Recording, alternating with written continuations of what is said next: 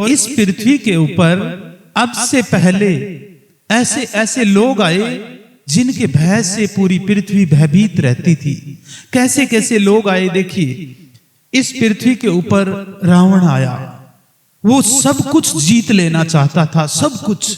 वो बोलता था कि मेरे से बड़ा इस पृथ्वी के ऊपर कोई नहीं है। तो रावण आया, वो भी चला गया। कंस आया। कंस देखिए, कंस क्या करता था, अपने 7 भांजी बहन के बच्चे थे, उनको जैसे ही जन्म हुआ मार दिया। कंस जैसे क्रूर यहां पर आए। दुर्योधन आया, अपने ही परिवार की सभा में उन्होंने ऐसी द्रौपदी की बेइज्जती की। ऐसे ऐसे लोग आए। सिकंदर आया। सिकंदर के ऊपर मैं आपको कुछ बताना चाहता हूं। सिकंदर आज से 2500 वर्ष पहले यूनान में जन्म हुआ, यूनान देश में जन्म हुआ सिकंदर का। और जैसे जैसे वो बड़ा हुआ तो वो सब कुछ जीत लेना चाहता था, पूरी पृथ्वी को जीत लेना चाहता था। तो वो यूनान से निकला और सारे देश जीता जीता जीता जीता। और जब लास्ट में आ रहा था भारत की तरफ, तो एक संत ने उसको, एक योगी ने सिकंदर को कहा कि सिकंदर, तूने पूरी दुनिया को जीत लिया है, अब एक भारत जीतना बाकी रह गया है, उसको भी अभी जीत ही लोगे। जब भारत को भी जीत लोगे तो पूरी पृथ्वी को तुमने जीत लिया, उसके बाद में किसको जीतोगे?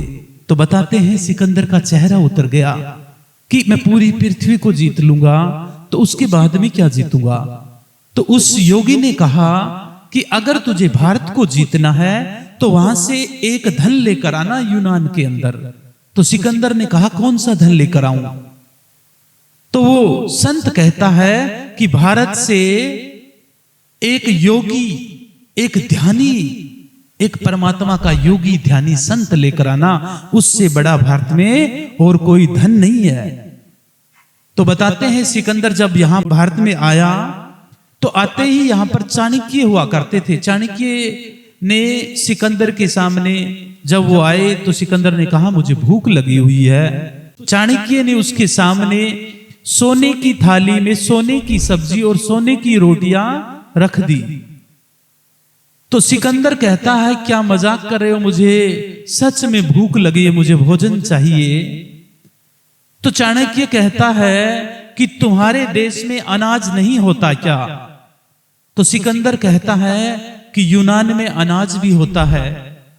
तो चाणक्य बोले अगर अनाज वहां पर हो रहा था तो तुम क्यों दुनिया को ऐसे तबाह करते हुए, मारते हुए, काटते हुए यहां तक पहुंचे हो? इस सोने के लिए, इसको जीतने के लिए, लो खाओ इसको।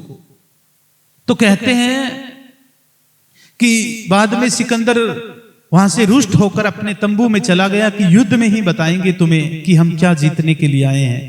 तो शाम को टहलते हुए एक पहाड़ी पर गए तो वहां पर सिकंदर ने एक योगी देखा, ध्यानी ऐसे बैठा। तो उन्होंने कहा कि तुम्हें मेरे साथ में यूनान चलना है। तो वो योगी होता है, वो जहां होता है खुश होता है। वो बोला मैं ध्यान में हूं, मैं यहीं खुश हूं, मैं कहीं यूनान नहीं जाऊंगा। तो सिकंदर कहते हैं कि अगर मेरे साथ में नहीं जाओगे तुम्हारा सर कलम कर देंगे। तो वो योगी ध्यानी बोलता है कि तुम मेरा सर कलम करो, तुम भी देखना और मैं भी देखूंगा कि कैसे गर्दन जाकर नीचे गिरती है। तो सिकंदर कहता तुम कैसे देखोगे, तुम्हारी गर्दन ही कट जाएगी। तो वो बोला मैं शरीर नहीं, शरीर के भीतर बैठा है आत्मा, और मैं इस शरीर को और इस संसार को आत्मा से देखता हूं, आंखों और मन से नहीं देखता। तो सिकंदर को समझ में नहीं आया, वो वहां से भी नाराज होकर तंबू में चला गया। और फिर शाम को फिर आते हैं चाणक्य और आकर बोलते हैं कि अगर तुम्हें भारत को जीतना है तो यहाँ के देवताओं को खुश करना पड़ेगा, रुष्ट हो गए हैं तुमसे। तो सिकंदर बोला मुझे क्या करना पड़ेगा? तो उन्होंने कहा कि एक छोटी फोटो थी पत्थर की कि इसके ऊपर अपने खून का छींटा मार दो।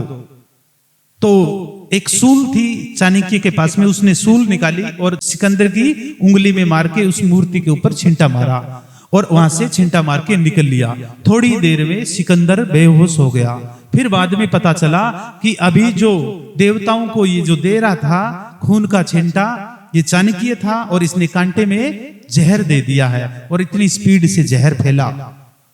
लाखों की सेना अकेले चाणक्य ने वापिस मोड़ दी। बीमार पड़ गया सिकंदर और लाहौर तक गया था और तबीयत बिल्कुल बिगड़ गई। वेद बुलाए गए और उन्होंने कहा कि देखिए इसकी तबीयत खराब हो गई है। आज जैसे डॉक्टर हैं, पहले वेद हुआ करते थे, नाड़ी वेद देख के। तो उन्होंने बताया कि सिकंदर तू 8 घंटे से ज्यादा जीवित नहीं रह पाएगा। और सिकंदर की उम्र थी उस समय 32 वर्ष। और वो बोले कि तुम अब 8 घंटे बाद में मर जाओगे। तो सिकंदर हंसा, उसको पता नहीं था कि मृत्यु सबकी आती है। वो बोला मैंने पूरी पृथ्वी को जीत लिया और मैं सिकंदर और मैं मर जाऊंगा। तो उसका साथ में उसके दूसरे तंबू में दोस्त था सबसे प्रिय सिकंदर का, सेल्यूकस। सेल्यूकस को बुलाया गया दूसरे तंबू से और वेदों ने कहा कि 8 घंटे से ज्यादा नहीं जी पाएगा। तो सेल्यूकस कहता है कि भाई सिकंदर यहां कोई नहीं है, यहां सब जन्म लेकर आए हैं और यहां पर सब कुछ जीतना चाहते हैं, एक दिन सबको खाली हाथ जाना पड़ता है। तो सिकंदर कहने लगा मैं मर जाऊंगा क्या?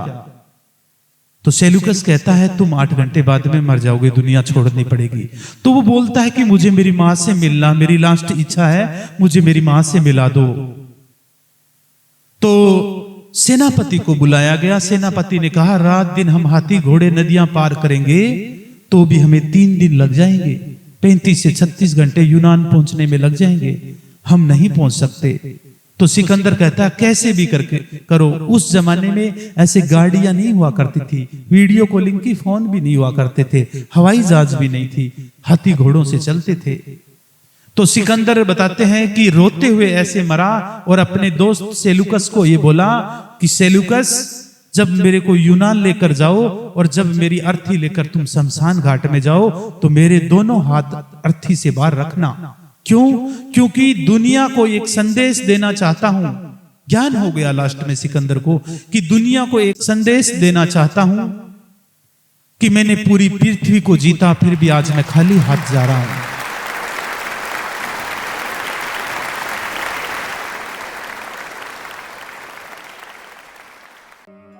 परम गुरु राधेश्याम जी से जुड़ी ऐसी ही जन कल्याणकारी वीडियो को देखने के लिए हमारे चैनल को सब्सक्राइब कीजिए, फॉलो कीजिए, लाइक कीजिए और मानव जाति के कल्याण के लिए इस वीडियो को ज्यादा से ज्यादा शेयर कीजिए।